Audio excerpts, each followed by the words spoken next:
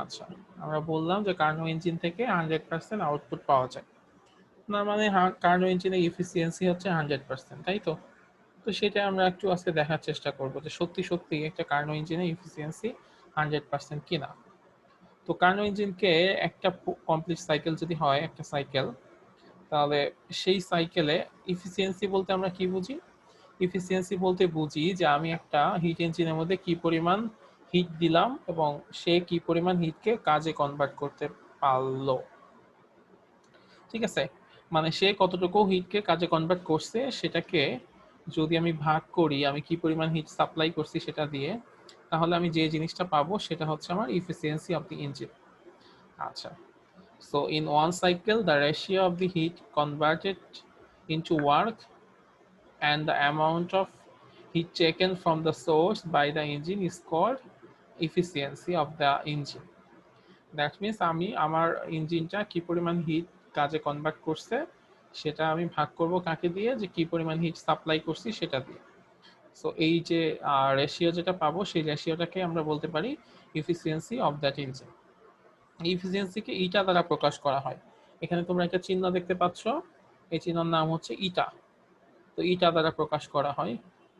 আচ্ছা, তো আমরা ধরে নিলাম যে একটা কার্নো ইঞ্জিনের মধ্যে, কারণ আমি হচ্ছে কি করছিলাম, ওয়ার্কিং সাবস্টেন্সের মধ্যে বা গ্যাসের মধ্যে Q1 পরিমাণ হিট আমি সাপ্লাই করছি। আমি সাপ্লাই করছি Q1 পরিমাণ হিট, এবং ওই ইঞ্জিনটা ওই গ্যাসের মধ্যে কাজ করার পরে শেষে আমাকে Q2 পরিমাণ হিট রিজেক্ট করে দিছে, মানে Q2 পরিমাণ হিট ছেড়ে দিছে। তাহলে আমাকে কেউ একজন বলো তো ওই ইঞ্জিন কতটুকু হিটকে কাজে পরিণত করছে?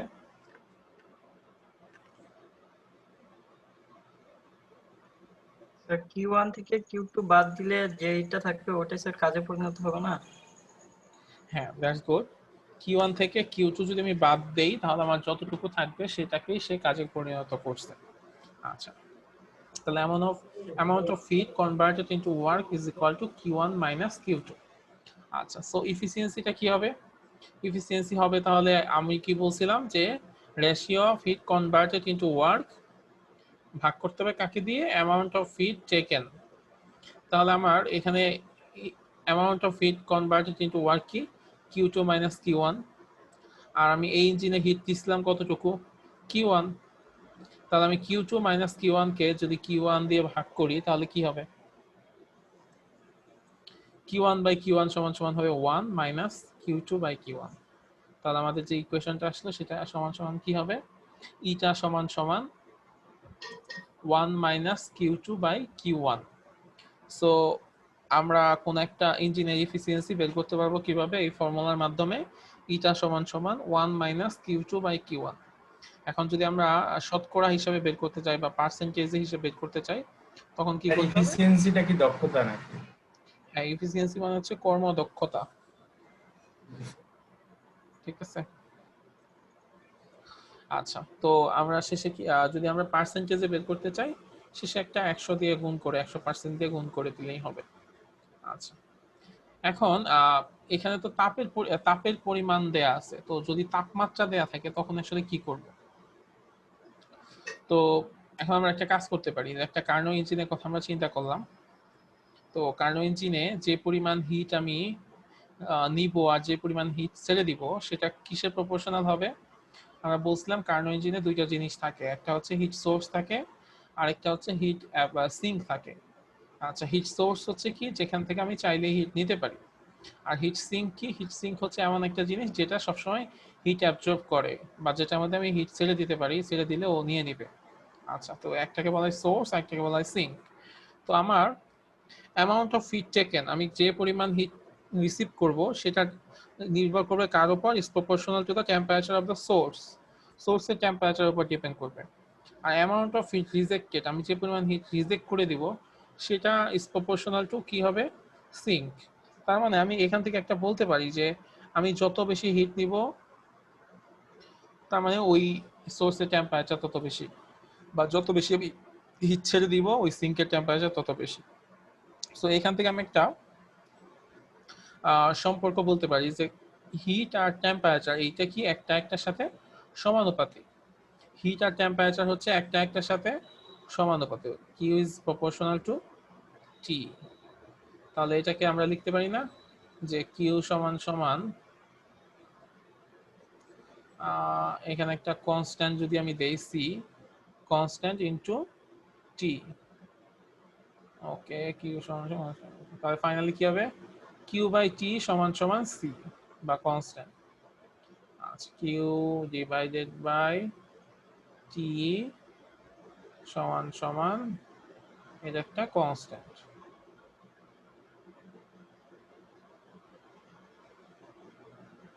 আচ্ছা, তো এই জিনিসটা এখানে লেখা হয়েছে যে কিউ বাই টি সমান সমান constant. Okay, so Q by T সমান সমান কনস্ট্যান্ট। এখন যদি আমার এরকম হয় যে না আমি একটা না অনেকগুলা জিনিস ছিল, তো আমি সেক্ষেত্রে তাহলে লিখতে পারি এরকম Q one divided by T one সমান সমান Q two divided by Q two, Q three divided by T three, Q four divided by T four, এরকম করে যত ইচ্ছা ততগুলা লিখতে পারি। আচ্ছা, তো এখানে কি দেওয়া আছে, এখানে আছে এই আমাদের ইটার ফর্মুলাতে ছিল ইটা সমান সমান one minus Q two by Q one. তো আমি যদি Q two by Q one, এখানে আছে Q one divided by Q one divided by T one সমান সমান Q two divided by T two. আচ্ছা, তো এটাকে চাইলে এভাবে লেখা যায় না যে মানে আমি আমি এই মতো করে লিখতে চাইতেছি Q two minus Q one. তাহলে কিউ ওয়ানটাকে যদি এই নিচে নিয়ে আসি আর টি টুটাকে যদি উপরে নিয়ে আসি তাই দিতে হয়। তাহলে এটা হবে কি T two divided by T one সমান সমান হবে কি Q two divided by Q one. আর কিউ ওয়ান তো ধরেন আপনার ইনপুট শক্তি ধরা যায় নাকি, আর কিউ টু কে আউটপুট বলা যায়?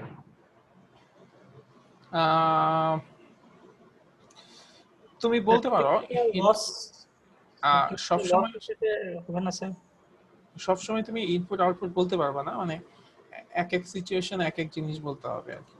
তো আমরা সামনে কিছু ম্যাথ দেখবো, ম্যাথ দেখলে বুঝতে পারবা। ইনপুট আউটপুট বললে হবে না।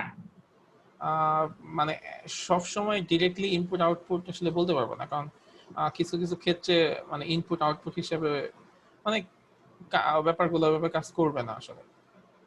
তুমি এখানে দেখো যে আর ওই যে ইফিসিয়েন্সির জায়গা অঙ্কগুলো করছিলাম তখন আচ্ছা এখানে আচ্ছা এফিসিয়েন্সি বা এটা সমান সমান ধরেন আপনার ইনপুটের প্রদত্ত শক্তি মাইনাস আউটপুট প্রদত্ত শক্তি ডিভাইডেড বাই ইনপুট প্রদত্ত শক্তি আপনার ইনটু 100 দিলে আমরা মানে পার্সেন্টেজে পেতাম আর কি। হ্যাঁ, না এখানে তুমি যেটা বলতেছো সেটা ঠিক ছিল যে output divided by input into 100% আমরা ইউজ করতাম। ওটা অ্যাকচুয়ালি অনেক সহজে কাজ সেরে ফেলতো, ঠিক আছে। তো এখন তো একটু বড় হয়েছে, এখন তো একটু ডিটেল করতে হবে, মানে ডিটেল বুঝতে হবে যে আসলে আউটপুট জিনিসটা আসলে সবসময় কি ওটাকে আউটপুট বলা যায় কিনা, ঠিক আছে। আচ্ছা, তো আমাদের আলটিমেটলি কি আসে, Q two by Q one সমান সমান আসে T two by T one. So তাহলে আমি ফর্মুলাটাকে আবার একটু অন্যভাবে লিখতে পারি যে ইটা সমান সমান one minus T two by T one.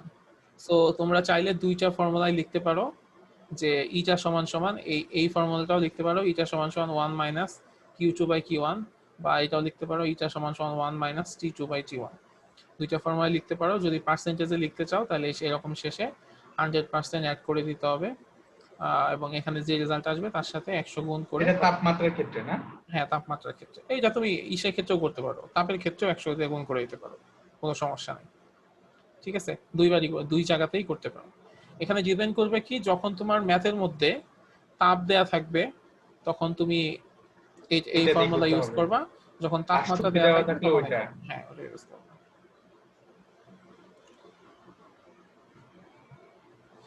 আচ্ছা, এই যে দেখো এখানে একটা প্রবলেম দেয়া আছে। প্রবলেমে বলছে কি, find the efficiency of a Carnot engine working between steam point and ice point. দেখো তো এটা কত হয়। মানে এইখানেই দেখো যে তোমার মানে তুমি যদি সিম্পলি ইনপুট আর আউটপুট চিন্তা করতা তাহলে কিন্তু এখন তুমি এই ম্যাথ করতে পারবা না, বা এই ম্যাথের কনসেপ্টটা বুঝবা না। এখানে বলছে যে দুইটা একটা কার্নো ইঞ্জিন দুইটা টেম্পারেচার মধ্যবর্তী টেম্পারেচারে কাজ করে, সেই কার্নো ইঞ্জিনের এফিসিয়েন্সি বের করে। আর এখানে ধরেন ওই যে ডিগ্রিটারে কেলভিনে নেওয়ার জন্য প্রমাণ তাপমাত্রা 273, এই জন্য এটা যোগ করা হয়েছে না? হ্যাঁ, সেলসিয়াসকে কেলভিনে নেওয়ার জন্য 273 যোগ করে দেওয়া হয়। আর এটা তো প্রমাণ তাপমাত্রা বলা হয় না, 273 কে 0 ডিগ্রি সেলসিয়াসকে প্রমাণ তাপমাত্রা বলা হয়, কিন্তু মানে এইখানে ওই ওই চিন্তা করা, ওইখানে মানে ওই জিনিসটা ইউজ করা হয় না। এখানে যেটা হয়েছে, স্টিম পয়েন্ট বলতে 100 ডিগ্রি সেলসিয়াস বলা হয়, আর আইস পয়েন্ট বলতে 0 ডিগ্রি সেলসিয়াস বলা হয়। আর যে কোনো সেলসিয়াস থেকে কেলভিনে নেওয়ার বুদ্ধি হচ্ছে সেলসিয়াসের সাথে 273 যোগ করা। মানে স্যার ওই যে সেলসিয়াস তো অঙ্ক দেখছিলাম, মানে এই অঙ্কগুলোর ক্ষেত্রে আর কি সবসময় মানে কেলভিনে নিয়ে করা হয় আর কি। হ্যাঁ, সবসময় কেলভিনে নিয়ে করতে মানে আনসারটাও কেলভিনে দেয়, কেলভিনে নিয়ে করতে হয়। তো স্যার তাহলে এখানে সূত্র হবে যে এটা ইকুয়াল টু আপনার T1 minus T2 divided by T1 into 100 percentage যদি বলি আমরা। হ্যাঁ হ্যাঁ, তাই হবে। আচ্ছা, ম্যাথটা একটু করো তো সবাই, দেখো তো কত অ্যান্সার আসে।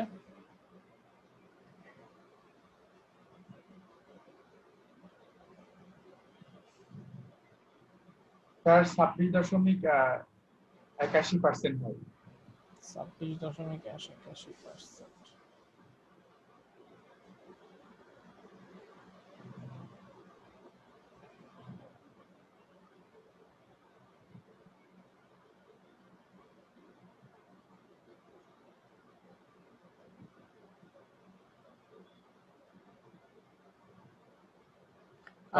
আর কেউ প্রশ্ন?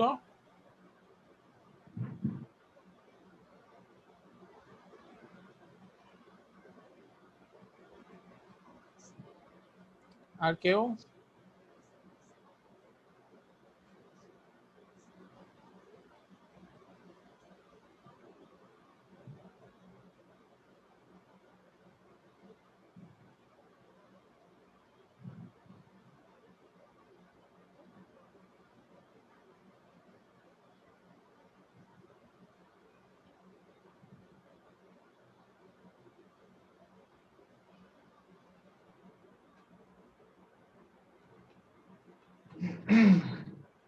আচ্ছা, দেখো এখানে সিম্পলি কি করতে হবে, এটা সমান সমান 1 মাইনাস T2 মাইনাস T1। এখানে T2 ইউজ করবা 0 ডিগ্রি সেলসিয়াস বা 273 কেলভিন, আর T1 ইউজ করবা 100 ডিগ্রি সেলসিয়াস বা 373 কেলভিন। তো করলে যেটা হবে সেটা হচ্ছে 26.81%।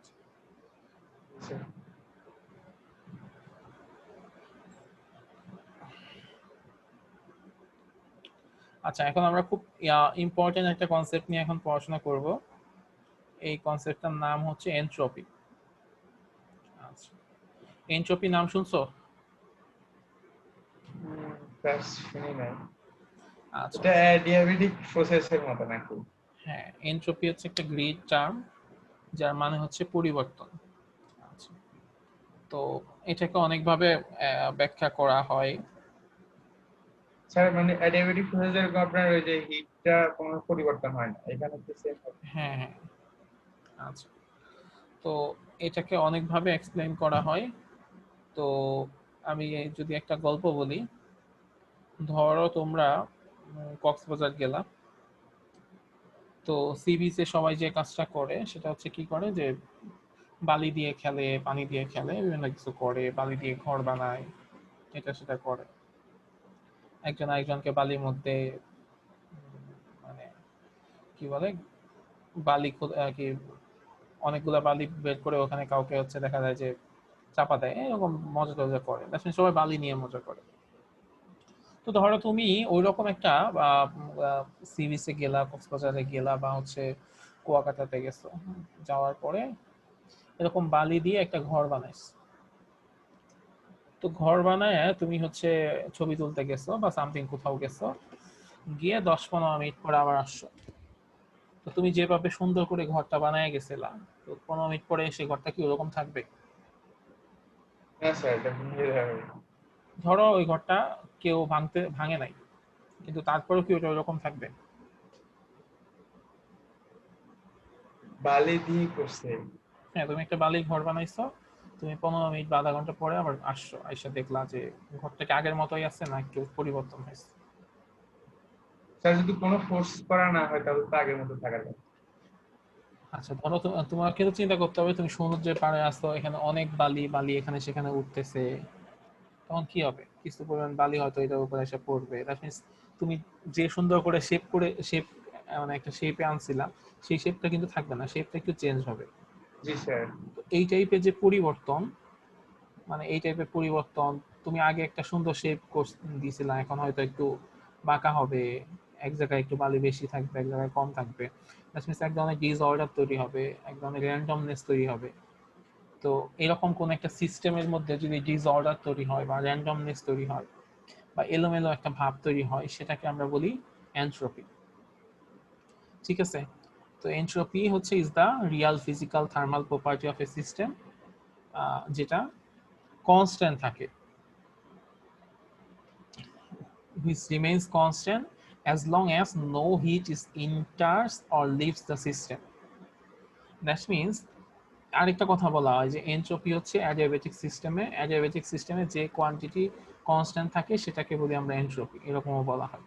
দ্যাট মিনস একটা সিস্টেমের মধ্যে যতক্ষণ পর্যন্ত না কোনো হিট প্রবেশ করতেছে এবং যতক্ষণ পর্যন্ত না ওই সিস্টেমে কোনো হিট বের হয়ে যাচ্ছে, এইরকম অবস্থা যদি হয় তাহলে ওই সিস্টেমে যে জিনিসটা কনস্ট্যান্ট থাকে সেই জিনিসটাকে আমরা বলি হচ্ছে এনট্রপি। জি স্যার। ওই যে অ্যাডিয়াবেটিকের মতো, যখন আপনার যতক্ষণ পর্যন্ত না তাপ গ্রহণও করবে না বর্জনও করবে না, বর্জন তাহলে সেটা অ্যাডিয়াবেটিক প্রসেস হবে আর কি।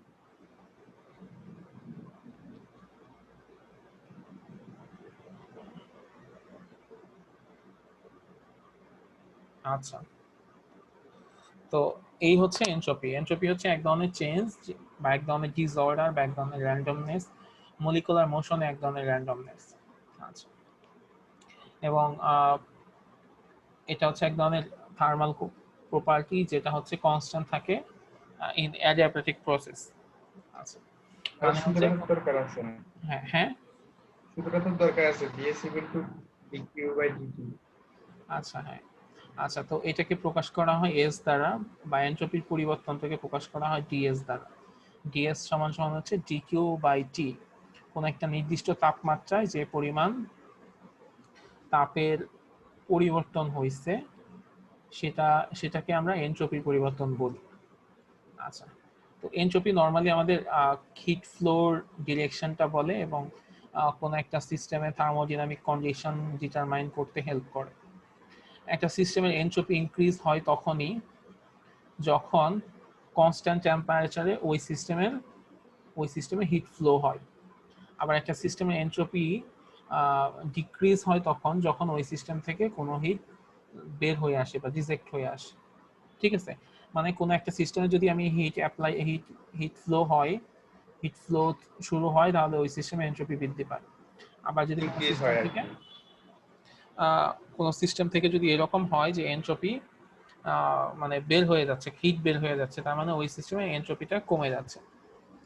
রিজেক্ট। তার মানে এনট্রপি বের করার উপায়টা কি, যে ওই সিস্টেম কি পরিমাণ হিট শোষণ করছে বা কি পরিমাণ হিট বর্জন করছে সেটা যদি আমি বের করতে পারি একটা কোন একটা সিস্টেমের টেম্পারেচারের রেসপেক্টে, তাহলে আমরা এনট্রপিটা বের করতে পারবো। তার মানে entropy is measured by the rate of change of heat absorb or rejected with respect to temperature. কোন একটা টেম্পারেচারে কোন একটা সিস্টেমের টেম্পারেচার কি পরিমাণ হিট অ্যাবজর্ব হইলো বা কি পরিমাণ হিট রিজেক্ট হইলো, সেই মানটাই হচ্ছে আসলে এনট্রপি। তো এনট্রপির আরেকটা ব্যাপার আছে, ধরো এটা কি ধরেন আপনার গৃহীত তাপ ম্যানেজ বর্জিত তাপ এরকম বলতে পারেন? না না তুমি যেটা বলতেছো গৃহীত তাপ সমান সমান, মানে এখানে আসলে ওই রকম গ্রহণ বর্জন হবে না। মানে কোন একটা সিস্টেম যদি গ্রহণ করে, যতটুকু গ্রহণ করবে ততটুকুই এনট্রপির পরিবর্তন হবে। আবার কোন একটা সিস্টেম যদি হিট বর্জন করে, সে যতটুকু বর্জন করবে সেটাকে আমি যদি ওই সিস্টেমের তাপমাত্রা দিয়ে ভাগ করি তাহলে ওইটা হবে ওই সিস্টেমের এনট্রপি। মানে একটা সিস্টেমে কি পরিমাণ হিট ট্রান্সফার হয়েছে সেটা বাইরেও যাইতে পারে বা ভেতরেও আসতে পারে। এবং এনট্রপির পরিবর্তনের কারণে অনেক এনট্রপির কিছু সিগনিফিকেন্স আছে। সিগনিফিকেন্স গুলো হচ্ছে এরকম যে এটা একটা physical quantity, is equal to the ratio of the heat absorbed or rejected to the temperature. It indicates the direction of heat flow, এটা আমাদের heat flow directionটা বলে দেয়, এবং it helps in determine the thermodynamic state of a object. আমরা এর আগে কোন একটা সিস্টেমের প্রেসার কত বুঝতাম, কোন একটা সিস্টেমের টেম্পারেচার কত বুঝতাম, কোন একটা সিস্টেমের তাপের পরিমাণ কত সেটা বুঝতাম। এখন আমরা নতুন আরেকটা জিনিস বুঝবো, সেটা হচ্ছে এনট্রপি।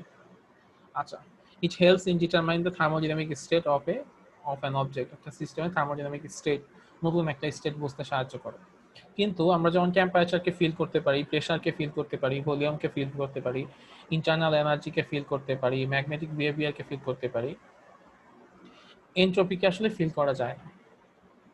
স্যার ঠিক আছে? ওই যে প্রথমটাতে it is equal to ratio of heat absorbed or reject to the temperature, মানে এটা কি তাপ গ্রহণ এবং বর্জন যেটা করে দুটোর সমান? মানে গ্রহণ বা বর্জন যে কোনো একটা হবে, দুইটা আসলে হয় না একসাথে। গ্রহণ অথবা বর্জন যে কোনো একটা সমান হবে। হ্যাঁ হ্যাঁ, কিসের সমান হবে? মানে তোমার যদি হিট গ্রহণ করে সে 100 জুল, এবং ওই সিস্টেমের তাপমাত্রা যদি 4 হয়, তাহলে 100কে 4 দিয়ে ভাগ করলে যে মান পাওয়া যাবে সেটা সমান হবে। জি স্যার। তো এটা হচ্ছে এই যে তাপমাত্রা, চাপ, তারপর হচ্ছে volume, internal energy, magnetic behaviour, এগুলোর মতো আহ, একটা বডির একটা স্টেটকে হচ্ছে কি প্রকাশ করে। ওকে, বাট তাপমাত্রা বা চাপের মতো এই জিনিসটাকে ফিল করা যায় না। হ্যাঁ, it can not be fill. এবং এরকম বলা হয় যে কোন একটা সিস্টেমের এনট্রপি ইনক্রিজের সাথে সাথে ওই সিস্টেমের মানে অর্ডার লাইননেস যেটা আছে, মানে একটা সিস্টেমের শৃঙ্খলা যেটা থাকে, সেই শৃঙ্খলাগুলা নষ্ট হয়ে যায়। ঠিক আছে? এবং এনট্রপি নিয়ে আরেকটা কথা আছে, যে এই কথাটা বাংলাটা আমার আমি একটু খেয়াল করার চেষ্টা করি, দাঁড়াও। এটা বলা হয় এরকম যে কোন একটা সিস্টেমে যখন এনট্রপি বৃদ্ধি পায়, তখন ওই সিস্টেমে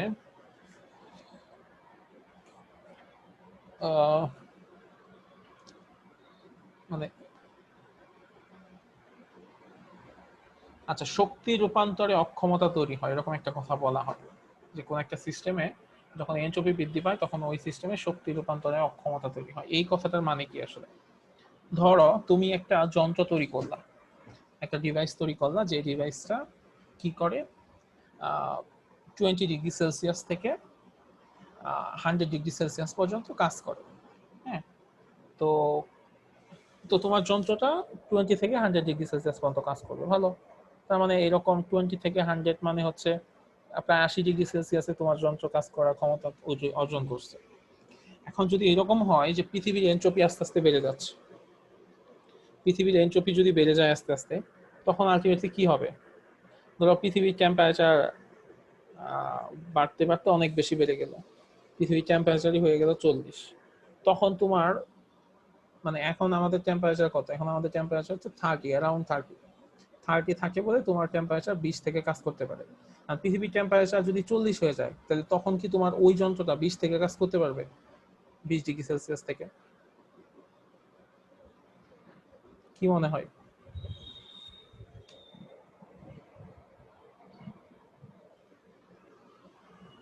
শুনতে পাচ্ছ না কেউ? হ্যালো? তা শুনতে পাই না। আচ্ছা, আমি যেটা বললাম সেটা হচ্ছে যে তুমি ধরো একটা ডিভাইস তৈরি করলা, যে ডিভাইসটা হচ্ছে কেমন, যে 20 ডিগ্রি সেলসিয়াস থেকে 100 ডিগ্রি সেলসিয়াস পর্যন্ত ওই ডিভাইসটা কাজ করে, মানে ওই ডিভাইসে এত টেম্পারেচারের মধ্যে কাজ করানো যায়। এখন পৃথিবীর টেম্পারেচার যদি আস্তে আস্তে বেড়ে যায়, মানে পৃথিবীর এনট্রপি যদি আস্তে আস্তে বেড়ে যায়, তখন ওই যন্ত্রটা কি 20 থেকে 100 পর্যন্ত কাজ করতে পারবে? বা 20 থেকে 100 পর্যন্ত কাজ করার মতো তুমি কোনো অবস্থা তৈরি হবে? আর যদি আচ্ছা, পৃথিবীর টেম্পারেচার বাড়ে তাহলে তো ওটার টেম্পারেচার বাড়বে কাজ করে। হ্যাঁ, তো তার মানে কি তখন যেটা হবে যে আমার হয়তো তখন 30 থেকে কাজ করবে বা 40 থেকে কাজ করবে। তার মানে যে 20 থেকে 30 পর্যন্ত যে টেম্পারেচার আগে কাজ জি স্যার। করতো, ওই কাজটা আমি তখন আর করতে পারবো না। তো এই জন্য এটা- বলা হয় যে কোন একটা সিস্টেমের এনট্রপি যখন বৃদ্ধি পায় তখন ওই সিস্টেমের শক্তি মানে শক্তি রূপান্তরের ক্ষমতা মানে কাজকে শক্তিতে রূপান্তরের যে ক্ষমতা সেই ক্ষমতাটা আস্তে আস্তে কমে যায়।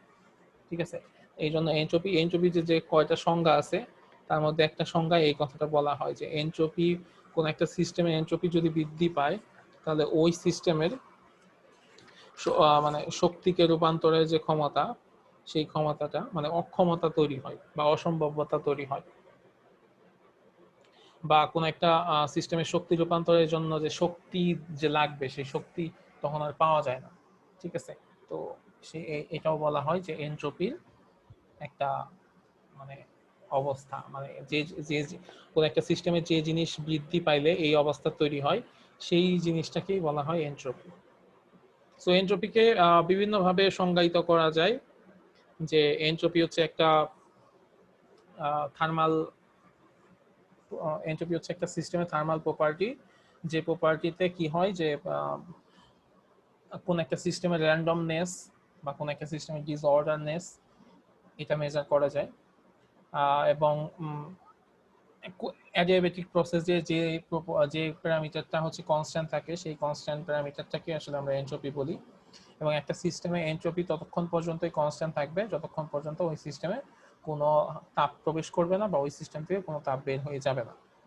ঠিক আছে, এবং একটা কোনো সিস্টেমের এনট্রপি যদি বাড়ে তার মানে বুঝতে হবে যে ওই সিস্টেমে চাপ প্রবেশ করছে। আর কোনো একটা সিস্টেম থেকে এনট্রপি যদি বের হয়ে যায় তার মানে বুঝতে হবে ওই সিস্টেমে, সো কোনো একটা সিস্টেমে থেকে যদি তাপ বের হয়ে যায় তাহলে বুঝতে হবে ওই সিস্টেমে এনট্রপি কমে গেছে।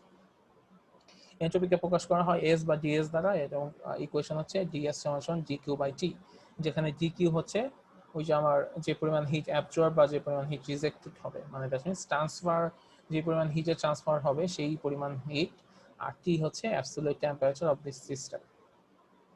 তাপমাত্রাটা স্যার এখানে একটা সংজ্ঞাটা কতটুকু পর্যন্ত করতে হবে?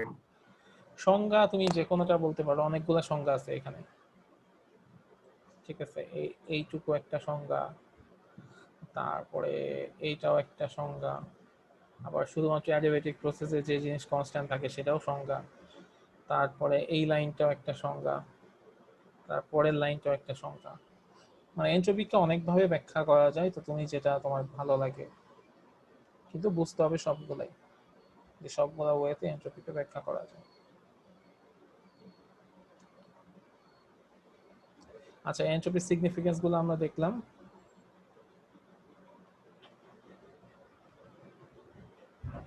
আচ্ছা, এরপর আছে থার্ড ল অফ থার্মোডাইনামিক্স। আচ্ছা,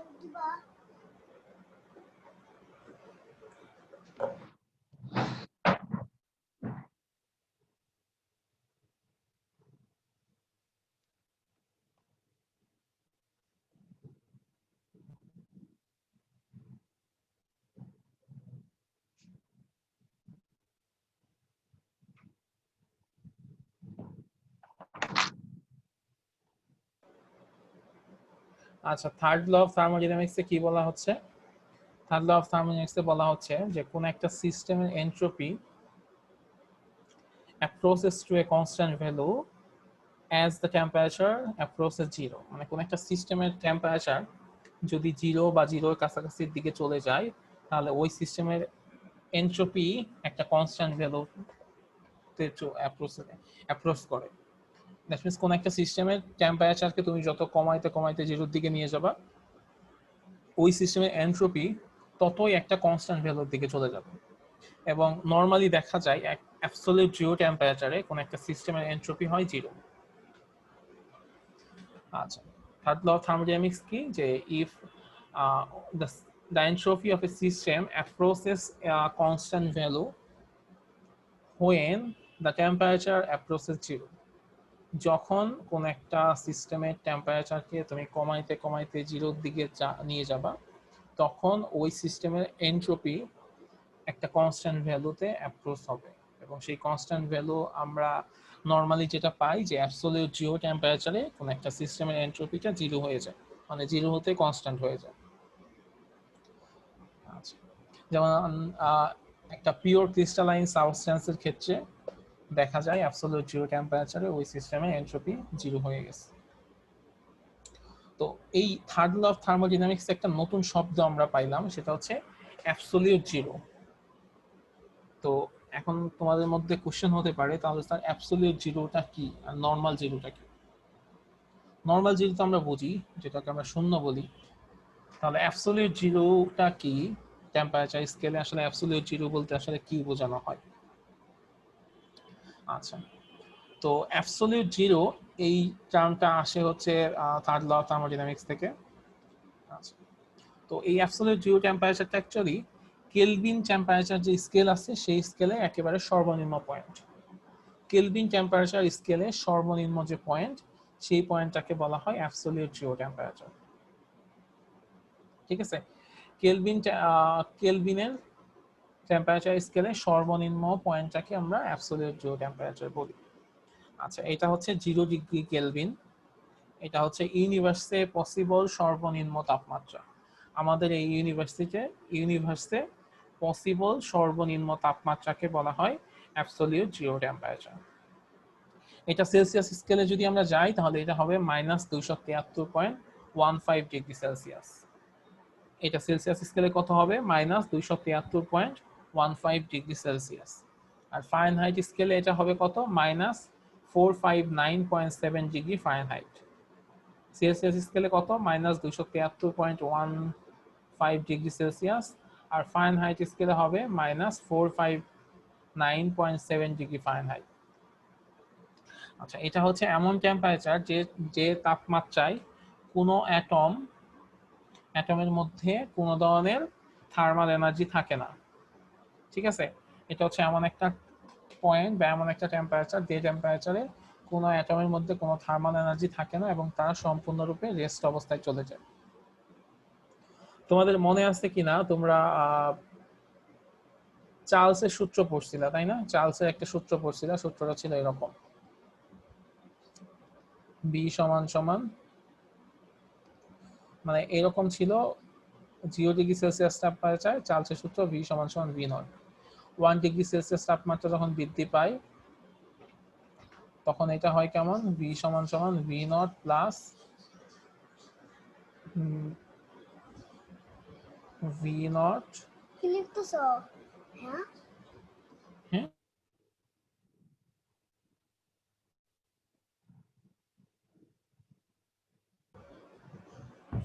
আচ্ছা, 0 ডিগ্রি সেলসিয়াস তাপমাত্রাতে এটা থাকে ভি সমান সমান ভি নট। প্রতি ডিগ্রি সেলসিয়াস তাপমাত্রা বৃদ্ধির সাথে সাথে এখানকার তাপমাত্রা বৃদ্ধি পায়। সেটা কেমন? সেটা হচ্ছে এরকম যে 0 ডিগ্রি সেলসিয়াস তাপমাত্রায় যে তাপ ছিল, 0 ডিগ্রিতে যে পরিমাণ তাপ ছিল তার 1/273 গুণ বৃদ্ধি পায়। ঠিক আছে, 1/273 গুণ বৃদ্ধি পায়। ঠিক আছে, এটা যদি 1 হয়, 1 এর ক্ষেত্রে এটা কি হবে? মানে এটা যেহেতু 1 ডিগ্রি সেলসিয়াস, তো এটা হবে 1/273। তারপরে এটা যদি এমন হয় যে 2 ডিগ্রি সেলসিয়াস হবে, 2 ডিগ্রি সেলসিয়াস হলে এটা কি হবে? সেক্ষেত্রে যেটা হবে, মানে এটা হচ্ছে 0 ডিগ্রি সেলসিয়াস তাপমাত্রার সাথে 1/273 গুণ করে বৃদ্ধি পায়। এখন টেম্পারেচার যত বৃদ্ধি পাবে, মানে প্রতি ডিগ্রি সেলসিয়াসের জন্য যদি এত বৃদ্ধি পায়, প্রতি ডিগ্রি সেলসিয়াসের জন্য 1/273 গুণ বৃদ্ধি পায়। তাহলে 1 ডিগ্রি সেলসিয়াসের জন্য কি হবে? 1 ডিগ্রি সেলসিয়াসের জন্য হবে 1/273। 2 ডিগ্রি সেলসিয়াসের জন্য কি হবে? সমান সমান V naught plus V naught 273 into 2, তাই তো? 3 এর জন্য 3, 4 এর জন্য 4, তো এরকম হইতে থাকবে। তো এখন আমরা বললাম কি অ্যাবসলিউট জিরো টেম্পারেচার কত? T is equal to -273 degree Celsius. 273 degree Celsius, তাই না? জি স্যার। ওকে, এখন এই ইকুয়েশনটা ওখানে বসাও। তাহলে V সমান সমান কি হবে? V নট মাইনাসে মাইনাসে মাইনাস হয়ে যাবে না? মাইনাস, প্লাসে মাইনাসে মাইনাস হবে। হ্যাঁ, প্লাসে মাইনাসে মাইনাস ভি নট ইন্টু 273, নিচেও হবে একটা 273, তাই না? জি স্যার। আচ্ছা, নিচেও যদি 273 হয় তাহলে এটা তাহলে রেজাল্ট কত হবে? b equal to 0। V is equal two 0। তার মানে যদি কোনো একটা বস্তুর তাপমাত্রা -273°C চলে যায় তাহলে ওই বস্তুর ভলিউম হয়ে যায় শূন্য। এখন কোন একটা বস্তুর ভলিউম যদি শূন্য হয় তাহলে ওই বস্তুটা কি আছে? স্যার না। তার মানে এটা হচ্ছে ইউনিভার্সে পসিবল সর্বনিম্ন তাপমাত্রা। এবং এই তাপমাত্রার নিচে যদি তাপমাত্রা চলে যায়, ধর এই তাপমাত্রার নিচে -274°C, তাহলে ওইটার ভলিউম হবে কত? তাহলে হবে b equal to b0 minus b0 274 না 73 কথা বলছেন? হ্যাঁ, তাহলে সেটা ভলিউম হবে নেগেটিভ, তাই না? হ্যাঁ জি স্যার। তাহলে নেগেটিভ ভলিউম কি পসিবল? না স্যার, নেগেটিভ ভলিউম তো 0 থেকেও কম। হ্যাঁ, নেগেটিভ ভলিউম 0 থেকেও কম। হ্যাঁ, ঠিক আছে। এটা হবে মানে না। জিরো ভলিউমও যেরকম পসিবল না, নেগেটিভ ভলিউমও পসিবল না, ঠিক আছে। সো এটাই হচ্ছে ব্যাপার যে ইউনিভার্সে আমাদের এই মহাবিশ্বে পসিবল সর্বনিম্ন তাপমাত্রা হচ্ছে -273.15°C বা 16°C।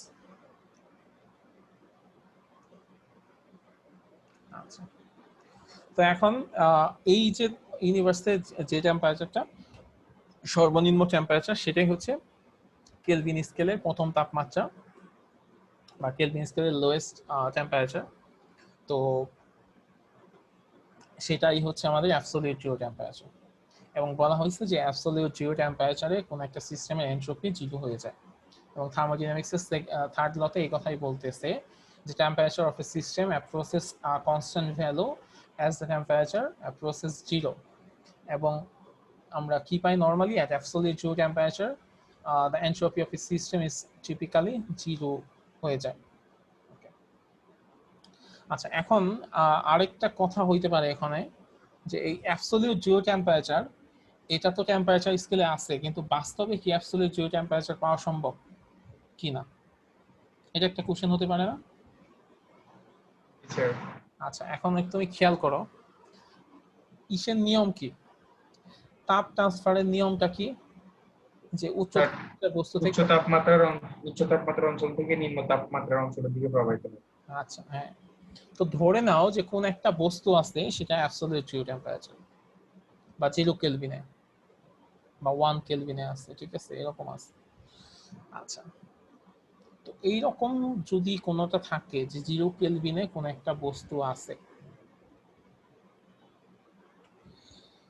তো তার আশেপাশে যত বস্তু থাকবে সব বস্তুর টেম্পারেচার কি তার চেয়ে বেশি না কম? 0 কেলভিনে?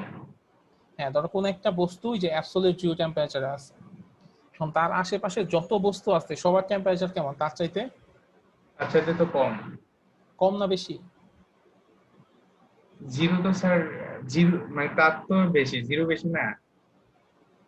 না না, আমি তো বলতেছি অ্যাবসলিউট জিরো, যেটা হচ্ছে 0 কেলভিন -273°C। -273°C স্যার সবচেয়ে কম। হ্যাঁ, সবচাইতে কম, আমি সেটাই বলতেছি। এবং -273 কে আমরা কি বলি, অ্যাবসলিউট জিরো বলি না? জি স্যার। আচ্ছা, আমি সেটাই বলতেছি, ধরো একটা বস্তু অ্যাবসলিউট জিরো টেম্পারেচারে আছে, এখন তার আশেপাশে যত বস্তু আছে সব বস্তু টেম্পারেচার কেমন, তার চাইতে তার চাইতে বেশি হবে। বেশি। এখন ধরো কারণ 273 কিন্তু আর কম হয় না। আচ্ছা, ধরে নিলাম হইলো, আমরা ধরে নেই, হ্যাঁ, আমরা তর্কের খাতিরে ধরে নেই যে -273°C টেম্পারেচার একটা বস্তু আছে। এখন এই টেম্পারেচার আসলে পৌঁছা যাবে না, কেন যাবে না আমি তোমাকে সেটাই বলি। যে যদি এই টেম্পারেচারে কোনো বস্তু থাকে তার আশেপাশে সব বস্তু টেম্পারেচার তার চাইতে বেশি, তার মানে সবাই কি করবে, ওই বস্তুটারে তাপ দিবে। তাপ দিবে। তো সবাই যদি ওই বস্তুটারে তাপ দেয় তাহলে ওই বস্তু কি ওই টেম্পারেচারে 1 সেকেন্ডও থাকতে পারবে? না স্যার। থাকতে পারবে না। তার মানে -273°C টেম্পারেচারে পৌঁছানো আসলে পসিবল না, ঠিক আছে। ওকে, জি তবে স্যার।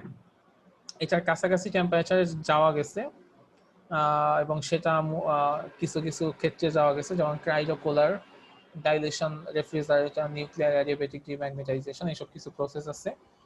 সেই প্রসেসের মাধ্যমে কাছাকাছি যাওয়া গেছে, ওইটার কাছে আছে। আমি যতদূর জানি মাইনাস 266, 267, 68 পর্যন্ত যাওয়া গেছে, বাট এর নিচে আর যাওয়া যায় না।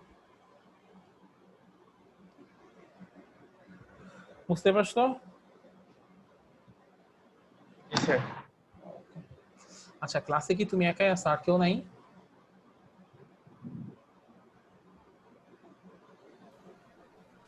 আচ্ছা তো আমি আছি স্যার। আরেকজন। আচ্ছা আচ্ছা, ওকে। আচ্ছা, তোমরা কি বুঝতে পারতেছো ব্যাপারগুলা? জি স্যার। জি স্যার। ওকে ওকে, আমরা এখন আরেকটা কনসেপ্ট পড়বো, সেই কনসেপ্টের নাম হচ্ছে স্পেসিফিক হিট বা মোলার স্পেসিফিক হিট।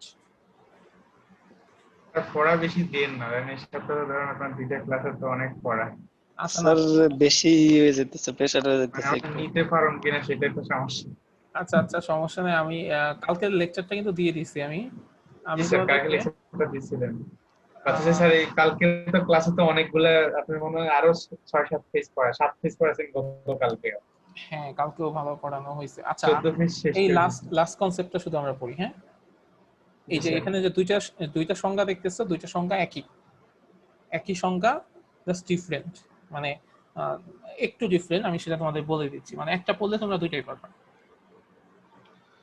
আচ্ছা, মোলার স্পেসিফিক হিট এই জিনিসটা বোঝাচ্ছে এরকম যে ধরো তোমার কাছে 1 মোল পরিমাণ গ্যাস আছে, মানে একটা গ্যাস আছে, সেই গ্যাসের 1 মোল পরিমাণ আছে। 1 মোল মানে কি, যে যেমন কার্বনের 1 মোল মানে হচ্ছে 12 গ্রাম, তাই না?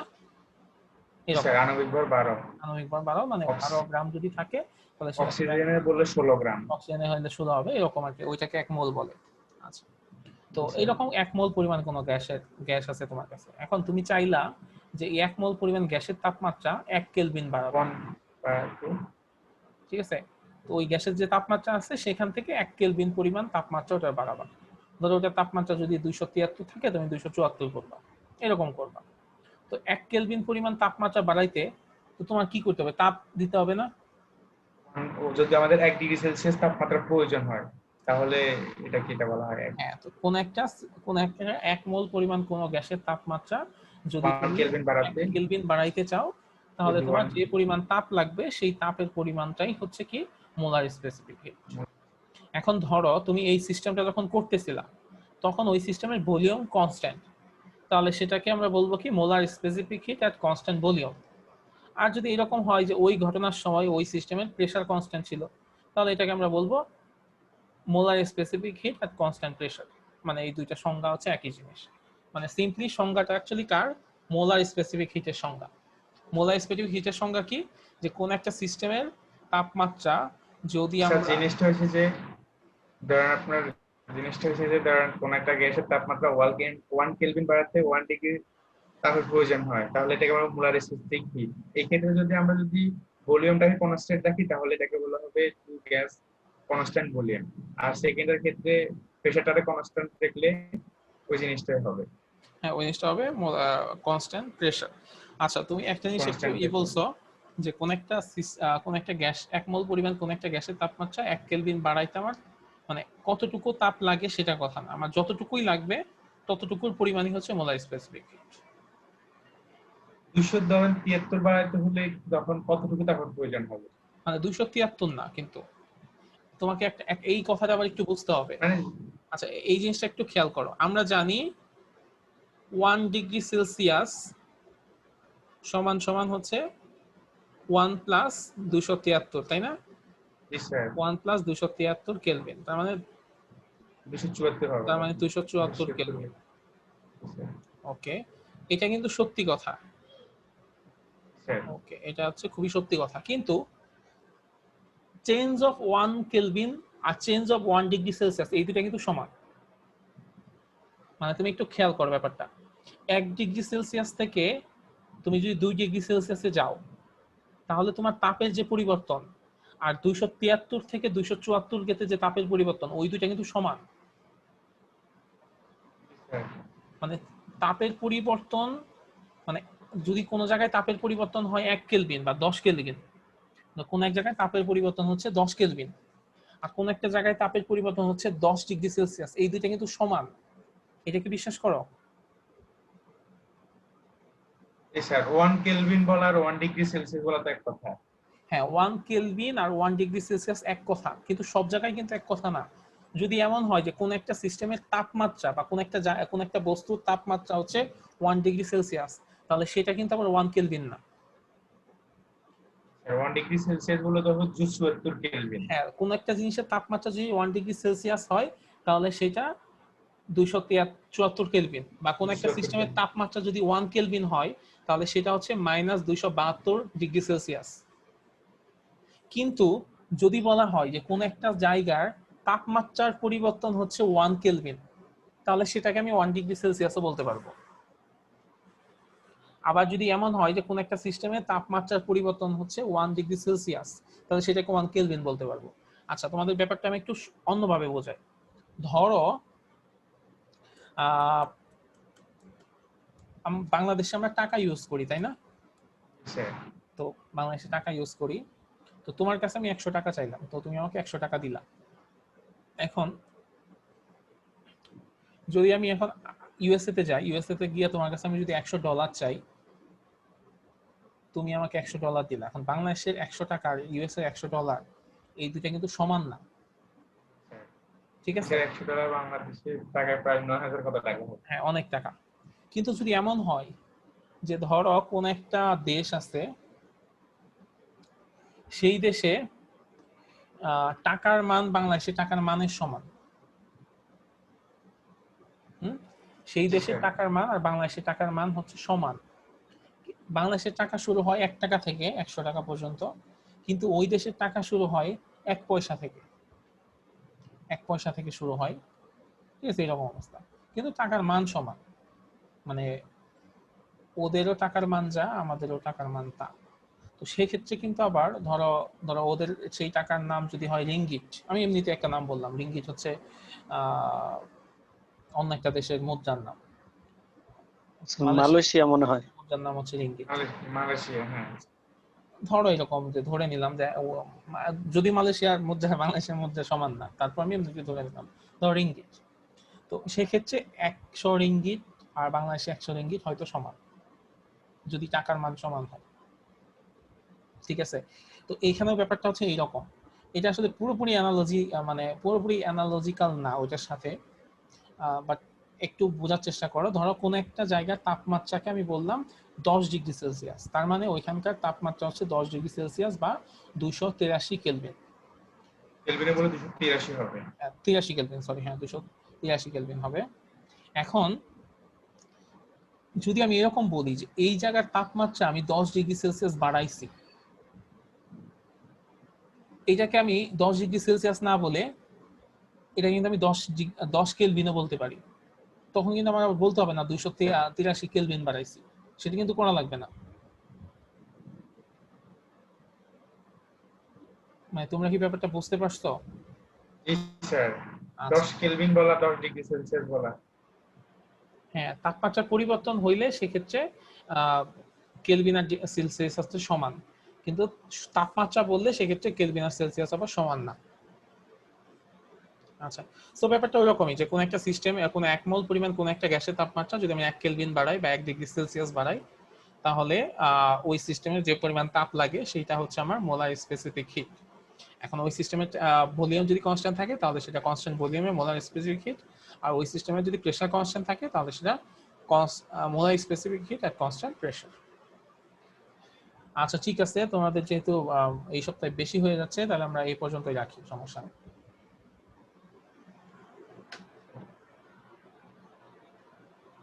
রোল নাম্বার তো দেওয়া হয়নি। আচ্ছা, রোল নাম্বারটা ইসে দিয়ে দাও।